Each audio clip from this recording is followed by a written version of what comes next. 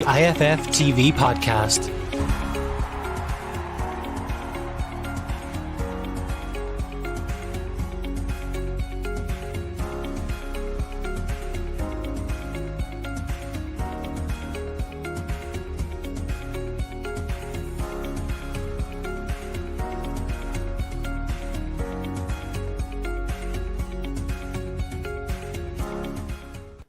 Hello, Macadorish Football Fan TV. This is the player ratings, and I'm joined by Ethan and Joe. They were both on the live watch along, just watching there. So we just said we get them on to do the player ratings alongside myself. So to maybe, I suppose, without kind of putting the boot into players, we can kind of have a little bit of a chat about the players and how they played and stuff like that. So we'll start off with Mark Travers.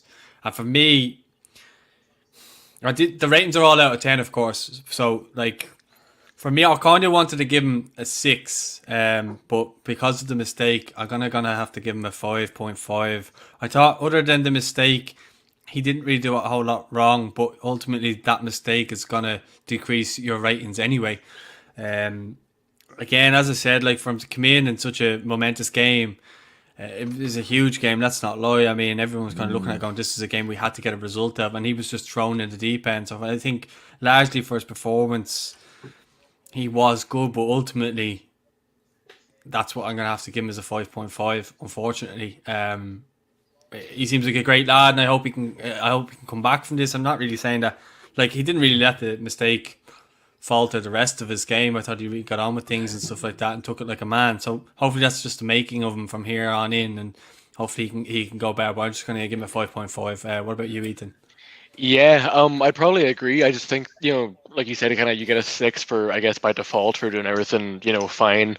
But when you're a goalkeeper, when you make a mistake, it tends to result in a goal, and you're, rightfully, wrongfully remembered for it and slated for it.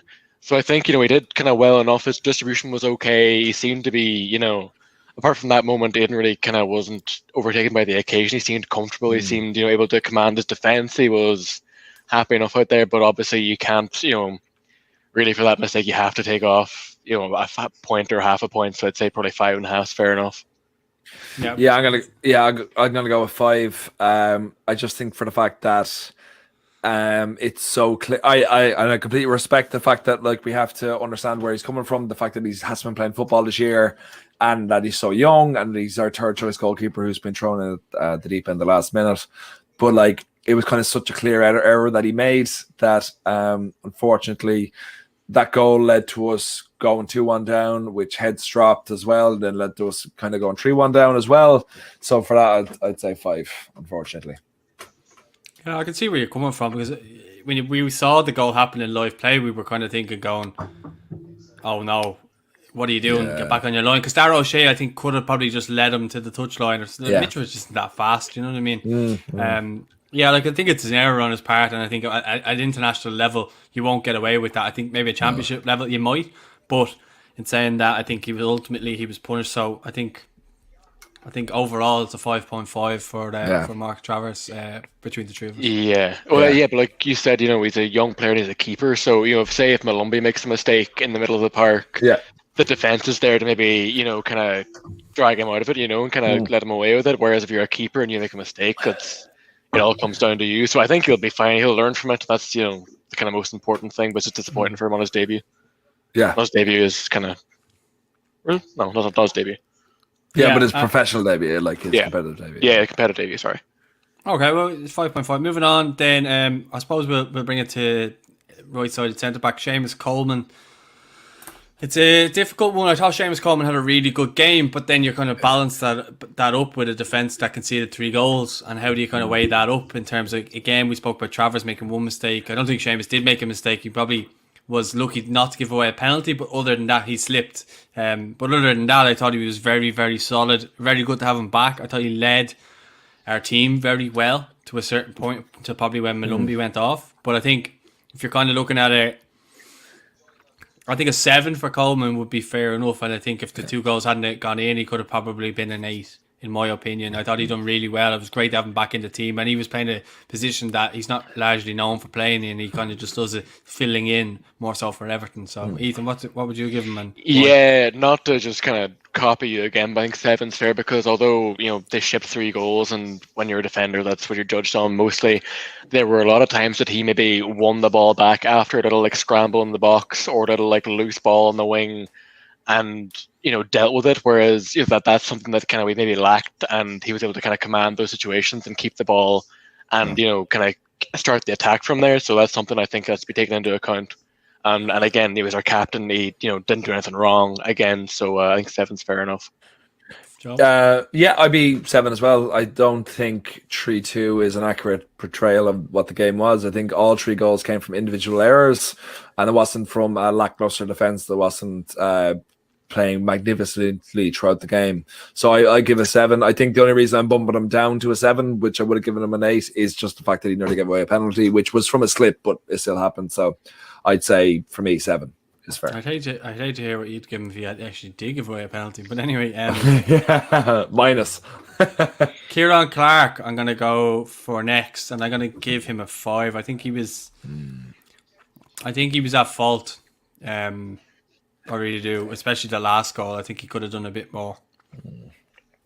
Yeah, I think he started off well, but I think as the game wore on, he just started maybe a concentration, a little kind of cracks came into him. You could see him maybe lost possession a couple of times. Like you said, the third goal, he really was just it was men against boys, him against Mitrovic, and I think that's fair enough. When you're a defender, you have to be judging when you're getting kind of so easily beaten in the air by a striker. Yeah, I just think on the first goal as well. I know we said it was a really good goal, but if you look at it was kind of where he was as well. So you're looking at kind of 2 goals that are kind of within his area too. Yeah, I just think for his size, he could be a bit more physical, and I just don't think he was tonight. So I think of the 3 central defenders, I think he was probably the worst in that ratings regard. Not that he had an awful game, didn't he? He had an awful game, but of the 3, I think he was the worst. Yeah, I'll give him a 4. Because he's the only one who was playing in a natural position and a career professional. Like Darragh O'Shea's 20, coming in for very few caps that he's made before, and Kieran Clark was the one who looked like he was a youngster. So, and he made 2 mistakes, one specifically for the third goal, and you could argue for the first goal, but I think that's on him as well. So for me, it has to be a 4. Okay, he should be doing better. Of an overall, I think he gets a 5 then between myself and Ethan.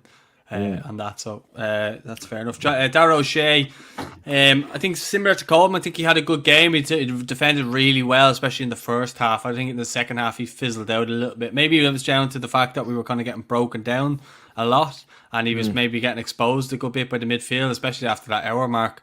But I thought he stuck to his task well, got on the ball well, tried to make things happen, tried to come out from the defence with the ball. Thought he'd done things simple. So I'd probably kind of give him, want to give him a 7, but I'm going to give him a 6.5.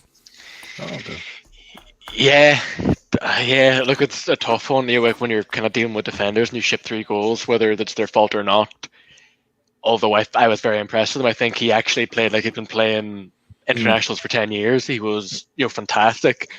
I'm going to give him a 7. Fuck it. I think that I just think that he played kind of really well, and I don't think it's fair just to mark him down because it says 3-2. I think that he kind of handled himself like a real pro. He didn't look out of place at all. He looked like he could start every game for Ireland going forward, and I wouldn't have any complaints if he keeps saying like that. Yep, I'm going to give him an 8. Because I think the age is coming in at with the experience he has prior to this game, and for the fact that he was the most comfortable and controlled in that position, and none of the goals were as a result of him, and he saved us a few times, that I'll give him an 8. He's going from one extreme to Clark to the other, isn't he, really? So I think we'll give him an overall rating of a 7 then from what you just said. You got to take into account as well, he was coming in to take the place of Shane Duffy, who the last game we played, I'm pretty sure was captain. So he's done very well in that aspect. So yeah, okay, I'll settle on a 7 for that. As I said, I wanted to give him a 7, but I was kind of trying to be level in my ratings as well. Then Matt Doherty, I'm going to give a 5. I don't think he was that good at all. I think he had spells where he was okay, but then just went completely missing. Looking at his overall performance, his final ball wasn't great defensively. It's not his best game. He didn't look like he was 100% fit as well. So I think that might have came into consideration. I think in the first half he played okay. I probably would have given him a 6 for the first half, and then kind of just then for the overall for the way he played the second half, I'm gonna have to settle on a 5 myself personally. I think I'm gonna go 5.5. I do agree that he didn't really, play great, but I think as maybe fans might have a bit kind of too much high expectations of him. I think he's a good player, but I think because he was playing so well for Wolves for that while, we kind of almost expect him to go into the national team and be this fantastic, do-it-all, winger kind of fullback, which, I don't think is necessarily fair all the time. And I think that although he probably could have done better, he seemed to have a knock. I was surprised he didn't go off, really. I'm surprised he played the whole game. So I think 5.5 is fair. I think he didn't have his best game, but I think there were others that maybe didn't do as well. Yeah, I go with 5.5 as well. I think the knock kind of shook him a little bit. Didn't really do much in the game whatsoever, and he didn't have the impact that players of his standard should have on our team, but also he's playing in a position that isn't comfortable to him. So taking all those things into account, I think 5.5 is fair enough. Yeah. So then moving on to overall, we're going to give him a 5.5 from what you have kind of gone on there, which is fair enough. And the Stevens, I'm going to give him a 6, and the reason, a similar game to Matt Doherty, but he played a part in the goal, and that for me gives him that the first goal when we took the lead. I think for me that kind of gives him that little bit of advantage. Very similar to what you said there. He had a good first half, second half fizzled out a good bit. I don't know what that was from. Maybe we weren't as attacking, or maybe the fitness kicked in. I don't know. But we seem to be getting broken down a lot in the midfield as well, so he didn't get a chance maybe to attack as much as a wing back. So we obviously need his wing backs getting up and down. So for me, I think a 6 overall is a fair rating for Enda. Yeah, I agree. Didn't do anything fantastic, didn't do anything notably bad. I think I agree. I maybe would have expected a bit more going forward from him. I know he was involved in the goal, but you even saw when we made the subs, we were chasing the goals, he wasn't, really overlapping with McLean on the wing. There wasn't that, he wasn't kind of busting the gut to really kick on and add to the attack. So I think a 6 is fair enough. I can't really say it anything badly either. Yeah, I'd be the same. I think 6 sums up his entire gameplay and the fact that he's involved with the goal. And he had generally a good enough game as well. I think he was a bit quiet at times too, but that's why you get the 6. Yeah. 6 is a fair result. Josh Cullen in midfield. I'm kind of, again, I want to give him a 6 because I thought he done well. I actually thought he got better as the game went on, and I thought he kind of settled into the second half. But I think he really suffered with the loss of Malumbi in the second half, and that's when his game it was kind of gone up and then it went down, because I felt as though maybe he was a little bit isolated with Jeff Hendrick when he came on then, and he was kind of had to be the man chasing shadows in midfield, and it was a bit unfortunate because I think he was getting on the ball when Malumbi was there. He was getting on the ball and he was trying to get, spread out, receive the ball, get in positions to get the ball, and then play it out to wide players, wing backs, and try and get us up the pitch and try and make things happen. So I'm actually going to go for the 6 with Josh Cullen. I thought for someone coming in for his competitive debut, we mentioned about O'Shea coming in his competitive debut and not looking out of place. I think Cullen didn't look out of place, and as I said, I think he'll only grow in confidence from here on in. So 6 for me for Josh Cullen. Yeah, I'm going to give him a 6.5. For all the reasons like you said, he didn't look out of place again on his competitive debut, and although it was maybe kind of an up and down game for him, I think the fact that when the kind of chips were down and we had to chase the game, he was the one looking for the ball and looking, he was looking to kind of instigate things and get things going, whereas it should have been Hendrick. It should have been Hendrick kind of looked to drive the team on, and it kind of fell to him. I think the fact that he was willing to step up and take that mantle and kind of say, no, look, I want to fight for this, I think that says a lot. And I think we can be proud of how he played. I'm going to go 6.5. Yeah, I agree with that. I think 6.5 is a great shout. I think he showed why a lot of people wanted him in a certain lineup. I don't think he let us down in any way particularly. I think the game went by him a little bit more than we hoped it would, but I think growing in experience and growing in confidence, and the fact that even the linchpin in that midfield, I think it's a good thing going forward, and I'm sure we'll get better out of him. But 6.5 for now. Okay, midfield partner, Jason Malumbi. I'm going to give him a 5.5 just because I just feel like he was just lacking a little bit of fitness. I thought he done well while he was on the pitch, but he didn't do anything amazing. He was getting into tackles and stuff like that, but he maybe looked like maybe he was a half a yard off it a little bit. I definitely know that Malumbi can be far better and will be far better. It's just this game around. I just think that the players that he was up against were, really good players, and the fact that he hasn't played that much for Preston recently. And if you're not playing games and you're coming into a full international game, again, another competitive World Cup qualifier for him, his first World Cup qualifier. And again, I think there's definitely a player with Jason Malumbi, and I think he's going to, as time goes on, he's going to be the heart of that midfield. But I just think, look, tonight just wasn't his night, and I think that's just purely down to fitness and sharpness. And, he may play against Luxembourg and come back in and rectify his place in the team, but just tonight wasn't a night, and it's nothing personal or anything like that. 5.5. Yeah, I think I'm going to go for a 6 solely because he went off at around the hour mark, and 10 minutes later we're 2 goals down. And I think that's not in a small part to his, I suppose, chasing of the kind of maybe more creative Serbian players, especially the third goal. Was it Kostic? I don't know who hit the ball in, but whoever it was had all the time. Tadic had all the time in the world to pick out that ball. And I think if Malumbi had been in the game, he might have kind of been more under pressure, and he would have been more kind of energetic, looking to kind of get the ball off him. And other than that, I agree with what you said. I think he can, played well enough. Disappointed he only maybe seemed to have the 60 minutes in him. But again, if he's not playing regularly, there's kind of only so much you can do. Just what you said on Malumbi there, I think is important. When he did go off, the game changed for the worse, and I will give him credit for that. And that's kind of make me want to go back on my rating now, because I did say that during the game. So I'll backtrack there, and I'll give him a 6 because of what you said there. It kind of reminded me. You are correct, because I think after he went off and Hendrick came on, that's when the game went away from us. Joe, sorry, go on. Yeah, no, actually, it's funny. I was thinking the exact same thing. I was going to give him a 5.5, but then when you made the point of he went off, because I didn't really notice him in the game, if I'm being honest. But then, like you said, he goes off, and then the more experienced player comes on in that position, and suddenly we can see 2 goals. So kind of look like that, then absolutely, yeah, 6. And he's someone I look forward to seeing a lot more in the future as well. Again, this is what his 3rd, 4th, maybe 5th game. And he was put in a very important position, a very important game, and he played well. So I think there's more to come from, but at the moment, it has to be a 6. Yeah, okay. Alan Brown, he obviously scored a goal, really good goal with a header to give us the lead. I thought he played well. I thought he got on the ball well, tried to make things happen when he was on the ball. Didn't see a lot of the ball, though. Second half fizzled out. I'm going to give Alan Brown a 7.5, and that's because he got the goal. I think he would have got a 7 overall without the goal, but I think the goal gives him that half, because I thought he put in a shift, didn't he? So and he obviously got the goal as well, and looked the threat in the box is what we need, and he scored the first goal in so long that we were just so happy to see it go in, that I think I'm just really warming towards Alan Brown right now. So I'm going to give him a 7.5.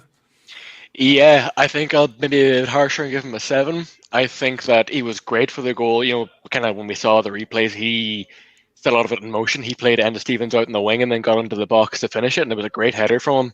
But I think, given that he's maybe one of the more experienced heads in that midfield and even in that team, really kind of looking at caps and stuff, I would have liked for him to exert a bit more influence on the game going forward. I think that we maybe would have liked to see a bit more from him when the kind of chips were down and when we needed it. But again, he was involved in our first goal from open play in God knows how long.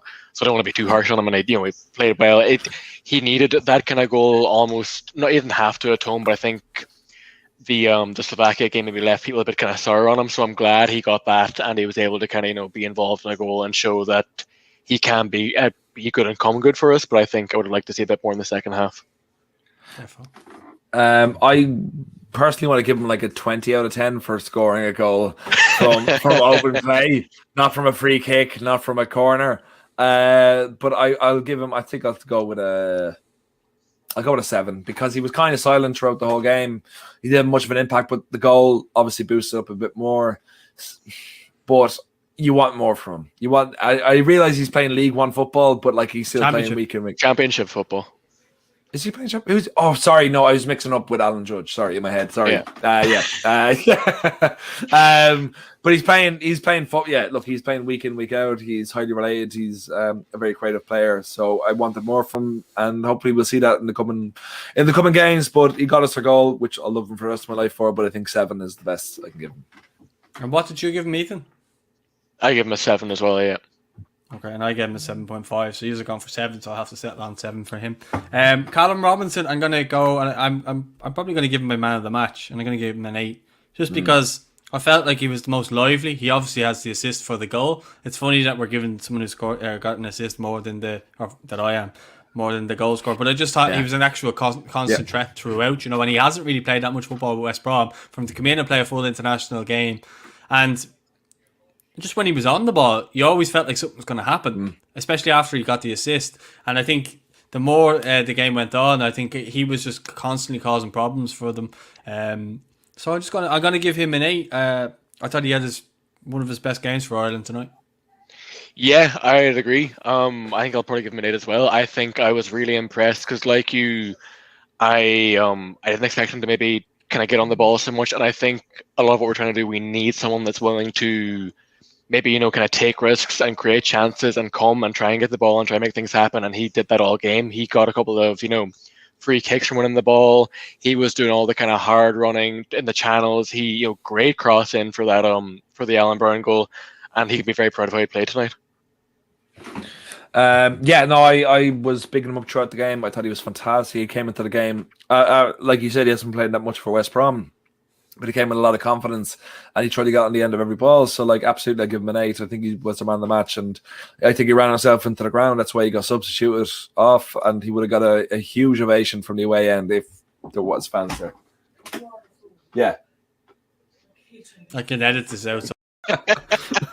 Right, so on to Connolly. I'm going to give Connolly.